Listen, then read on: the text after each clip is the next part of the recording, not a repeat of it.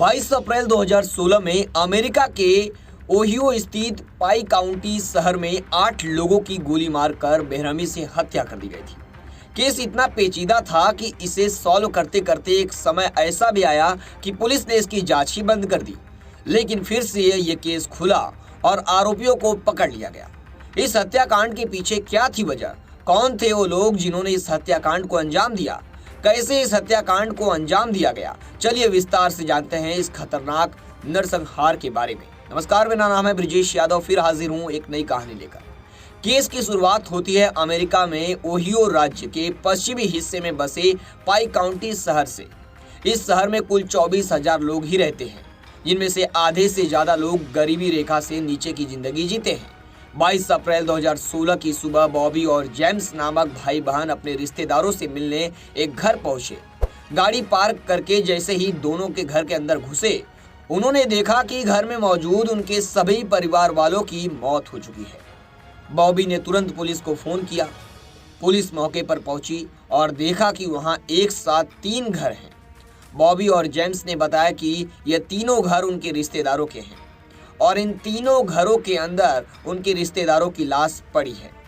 Police पहले घर में घुसी तो वहां का हाल देखकर उनके होश उड़ गए। दरअसल इससे पहले उन्होंने ऐसा क्राइम सीन अपनी जिंदगी में नहीं देखा था। घर के अंदर लिविंग रूम में 48 साल के क्रिस्टोफर की लाश पड़ी थी।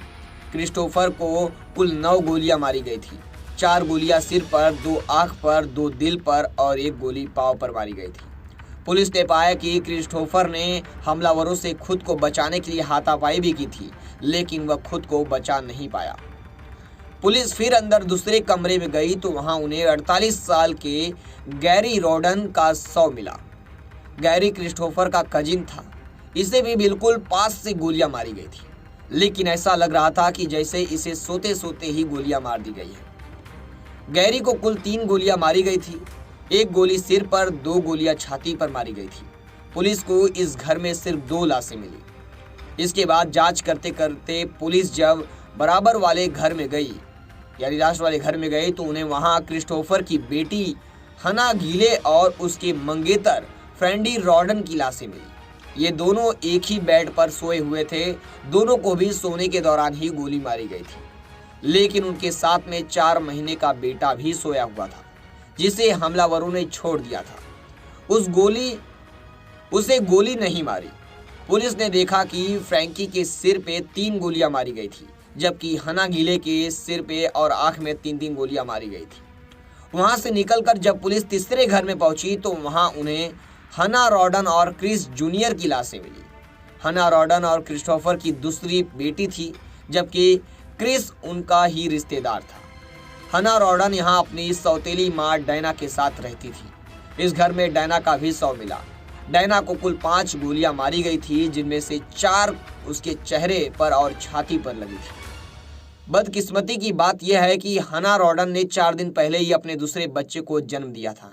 यहाँ भी हमलावरों ने बच्चे को जिंदा छोड़ दिया था, जबकि हना रॉडन ने अपनी 2 वर्षीय बेटी सोफिया को क्रिस्टोफर के पास कुछ दिन रहने के लिए छोड़ा हुआ था, लेकिन सोफिया को भी हमलावरों ने कुछ नहीं किया था। न्यूयॉर्क पोस्ट के मुताबिक अभी तक पुलिस को कुल 7 लाशें मिली थी। वहां घटनास्थल पर मौजूद बॉबी और जेम्स भी सदमे में थे, क्योंकि उनके परिवार के 7 लोगों की मौत हो चुकी थी। तभी उन्हें ख्याल आया कि अपने एक और कजिन भाई का, जिसका नाम कैनेथ रॉडन था, वो कुछ किलोमीटर दूर ही रहता है। दोनों ने कैनेथ को फोन करके सब कुछ बताने की कोशिश की, लेकिन कैनेथ ने फोन नहीं उठाया। फिर बॉबी और जेम्स को टेंशन हुई कि आखिर कैनेथ फोन क्यों नहीं उठा रहा है। तुरंत उन्होंने इस बात को पुलिस को बताया। पुलिस तुरंत कैनेथ के घर पहुंची और तो वहां पे देखा कि वहां मृत पड़ा है, यानी जिसे फोन किया वो भी मृत पड़ा है। उसके सिर पर भी 4 गोलियां मारी गई थी। पुलिस ने जांच शुरू की, लेकिन उन्हें कोई सुराग नहीं मिल रहा था। पड़ोसियों से पूछताछ की क्या गोलियां चलने की आवाज़ उन्हें सुनाई दी थी, तो पड़ोसियों ने भी कहा कि उन्होंने कुछ नहीं सुना और उन्हें इस बारे में कुछ भी नहीं पता।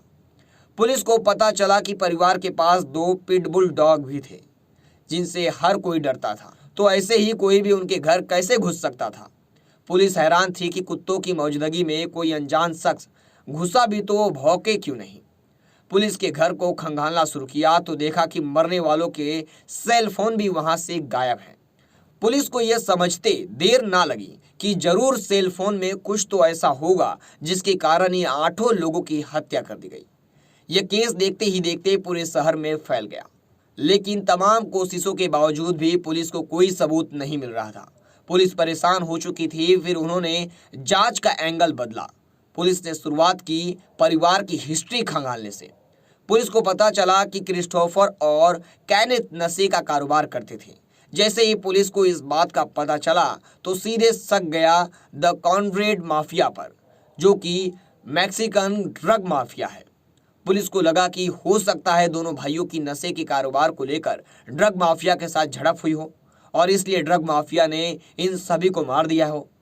पुलिस ने द कॉनरेड माफिया के बारे में पता लगाना शुरू किया। जांच के दौरान पुलिस को पता चला कि द कॉनरेड माफिया नशे का कारोबार करता है और अपने दुश्मनों को सबक सिखाने के लिए किसी भी हद तक जा सकता है। लेकिन इस ड्रग माफिया ने कभी किसी का कत्ल नहीं किया। पुलिस ने अब अपनी जांच का एंगल फिर बदला। उन्होंने जगह जगह बोर्ड्स और पोस्टर लगाए, लोगों से मदद मांगी कि अगर किसी को भी इस मामले के संबंध में कुछ भी पता है तो वह पुलिस को बताए। बेशक यहाँ पुलिस को फोन तो बहुत हैं, लेकिन सभी लोग कुछ अलग ही कहानी बताते हैं। एक समय तो ऐसा भी आया कि पुलिस ने लोगों के फोन उठाने ही बंद कर दिए। पुलिस को इस दौरान यह भी पता चला कि क्रिस्टोफर का एक दोस्त था, बिली वैगनर। वो भी उनके घर से कुछ ही दूर परिवार के साथ रहता था। साल 2010 में बिली के लड़के जैक वैगनर और हना रॉडन का अफेयर था। दोनों का अफेयर साल 2015 से चल रहा था। फिर दोनों अलग हो गए। जब पुलिस को यह बात पता चली तो उन्होंने इस परिवार से भी पूछताछ की, लेकिन इस परिवार ने साफ इनकार कर दिया कि उनका इस हत्याकांड से कोई लेना देना नहीं है। मगर हैरानी की बात यह थी कि जब क्रिस्टोफर और उसके पूरे परिवार की हत्या हुई तो उसके 4 दिन बाद ही जैक ने कोर्ट में अर्जी डालकर सोफिया की कस्टडी अपने पास लेने की कोशिश की। उन्होंने कोर्ट में एक लेटर भी दिखाया जिसमें हना रॉडन ने लिखा था कि अगर मुझे कुछ होता है तो मेरी बेटी की कस्टडी उसके पिता जैक को दे दी जाए। लेकिन कोर्ट ने उन्हें सोफिया की कस्टडी नहीं दी। इसके बाद पूरा परिवार पाई काउंटी से शिफ्ट होकर अलास्का चला गया। लेकिन 1 साल बाद ही ये लोग पाई काउंटी वापस आ गए। इस बार जब वे वापस आए, जैक की नई नवेली दुल्हन भी साथ थी। दरअसल जैक ने अलास्का में शादी कर ली थी। जब परिवार पाई काउंटी में रहने लगा, सब कुछ ठीक चल रहा था। सभी लोग 8 मर्डर की बात भी भूल चुके थे। लेकिन उन्होंने एक नई बात गौर की। उन्होंने देखा कि पहले तो बिली का परिवार सबसे हंसकर बात करता था, मगर अब ये परिवार अब अपने में ही सिमट कर रह गया है। कोई भी घर से बाहर नहीं निकलता। सिर्फ बिल्ली ही घर से बाहर जाकर जरूरत का सामान ले आता, बाकी परिवार घर में ही रहता। इस बीच बिली और उसकी पत्नी एंजेला में अनबन शुरू हो गई और उसने बिली से तलाक ले लिया। फिर पास ही 2 कमरों के घर में किराए पर लेकर उसमें रहने लगी। ये सब बातें जैक की नई नवेली दुल्हन को काफी अजीब लग रही थी। कुछ दिन बाद जैक के भाई जॉर्ज वैगनर की भी शादी करवा दी गई। उसकी पत्नी को भी परिवार कंट्रोल करके रखता। दोनों बहुओं को ये चीजें अजीब लगी कि वे पुलिस के पास पहुंची। पुलिस को दोनों बहुओं की बातों से लगा कि कहीं ना कहीं इस परिवार का उन 8 हत्याओं से लिंक है। पुलिस ने फिर बिली और उसके परिवार को पकड़ा और उनसे सख्ती से पूछताछ शुरू की। जल्दी परिवार टूट गया और उन्होंने हत्या की बात कबूल ली। बिली और जैक और जॉर्जा ने बताया कि उन्होंने ही 8 लोगों का मर्डर किया है। उन्होंने बताया कि जब जैक और हना रॉडन रिलेशनशिप में थे तो दोनों बिली के घर पर ही लिव इन रिलेशन में रहते थे। एक दिन 2015 में हनाज ने क्रिस्टोफर को फोन करके बताया कि जैक और उसका परिवार उसे कंट्रोल करके रखता है, किसी से बात तक नहीं करने देता। यहाँ तक कि एक बार जैक ने उसे मार डालने की भी कोशिश की। क्रिस्टोफर सीधा जैक के घर पहुंचा और हना को वहां से अपने साथ ले गया। जैक और हना की बेटी भी थी सोफिया, जो कि उस समय 1 साल की थी। उसे भी सोफिया अपने साथ ले गई। घर आकर हना हमेशा फेसबुक पर दोस्तों से चैट करती और उन्हें जैक के बारे में बताती। साथ ही उसने अपने कई दोस्तों को यह भी कहा कि वह किसी भी सूरत में बेटी सोफिया की कस्टडी जैक को नहीं देगी। लेकिन वह ये बात भूल गई थी कि उसका फेसबुक अकाउंट जैक के पास भी खुला हुआ है। वह हना की सारी चैटिंग पढ़ता। उसे चिढ़ होने लगी थी कि हना ऐसे कैसे कर सकती है। जैक ने सारी बात पिता बिली को बताई। फिर साल 2015 के अंत में बिली ने पूरे परिवार को एक साथ बैठाया और डिस्कस किया कि कैसे सोफिया की कस्टडी ली जाए। परिवार ने डिसाइड किया कि हना के पूरे परिवार को खत्म कर दिया जाए ताकि सोफिया की कस्टडी उन्हें अपने आप ही मिल जाए। फिर इन लोगों ने की मर्डर की परफेक्ट प्लानिंग। बिली वैगनर ने अपने साइज से 2 नंबर बड़े जूते परिवार के लिए खरीदे। उन्होंने सोचा कि अगर हमारे पाँव के निशान मर्डर वाली जगह मिलते भी हैं तो पुलिस उन जूतों के साइज वाले इंसान को ढूंढेगी। फिर उन्होंने गन शॉप से 3 पिस्टल खरीदी, लेकिन ये पिस्टल काफ़ी आवाज़ करने वाली थी। फिर उन्होंने सभी पिस्टल के आगे सब प्रेशर लगवाया ताकि गोली चलते वक्त आवाज़ 95% कम आए। बिली वैगनर ने मर्डर से पहले घर के पीछे फायरिंग रेंज बनाई। दोनों भाई और बिली वैगनर दिन रात यह फायरिंग की प्रैक्टिस करते। 3 महीनों तक ये प्रैक्टिस चली। हत्याकांड करने से एक दिन पहले इन्होंने बालों पर टेपरे रंग भी लगवाया ताकि इनकी पहचान ना हो सके। इसके साथ ही उन्होंने एक नकली सर्टिफिकेट भी बनवा लिया था जिसमें लिखा था कि अगर हना को कुछ हो जाता है तो सोफिया की कस्टडी जैक को दी जाए। अब आया हत्या का दिन। प्लानिंग के मुताबिक 21 अप्रैल 2016 को रात के समय पहले बिली वैगनर क्रिस्टोफर के घर गया। देखा कि कुत्ते बंधे हुए हैं और वह सीधे घर के अंदर घुस गया। वहाँ क्रिस्टोफर टीवी देख रहा था। बिली ने तुरंत जैक को मिस कॉल मारी, जिससे जैक और जॉर्ज समझ गए कि वे भी घर के अंदर आ सकते हैं। फिर दोनों भाई घर में घुसे और एक एक करके सभी 7 लोगों का मर्डर कर दिया।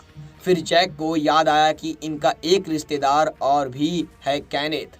दोनों भाई फिर कैनेथ के घर भी गए और उसे भी मार डाला। इन लोगों ने सभी के मोबाइल फोन भी लेकर भी समुद्र में फेंक दिए ताकि वे पुलिस के हाथ ना लग पाए। पुलिस ने मामले में आरोपी बिली और उसके दोनों बेटे जैक और जॉर्ज सहित उसकी पत्नी एंजेला को गिरफ्तार कर लिया।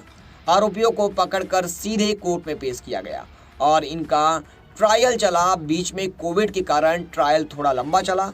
डेली मेल के मुताबिक केस में अब तक जैक को 8 बार आजीवन कारावास की सजा मिल चुकी है। वह पैरोल पर भी बाहर नहीं आ सकता। उसकी मां को 30 साल की सजा सुनाई गई है क्योंकि वह भी इस हत्याकांड में शामिल थी। वहीं बिली और जॉर्ज के खिलाफ ट्रायल चल रहा है। इन्हें अभी तक सजा नहीं मिली है। द न्यूयॉर्क टाइम्स के मुताबिक मामले में विशेष अभियोजक एंजेला कैनेपा ने यह बात भी कोर्ट को बताई कि फेसबुक पर हना रॉडन ने अपनी किसी दोस्त को भी ये बात लिखी थी, जब तक वह जिंदा है जैक को अपनी बेटी की कस्टडी नहीं लेने देगी। बता दें सोफिया अब 8 साल की हो चुकी है। फिर मिलेंगे एक नई कहानी एक नई घटना में, तब तक के लिए जय हिंद।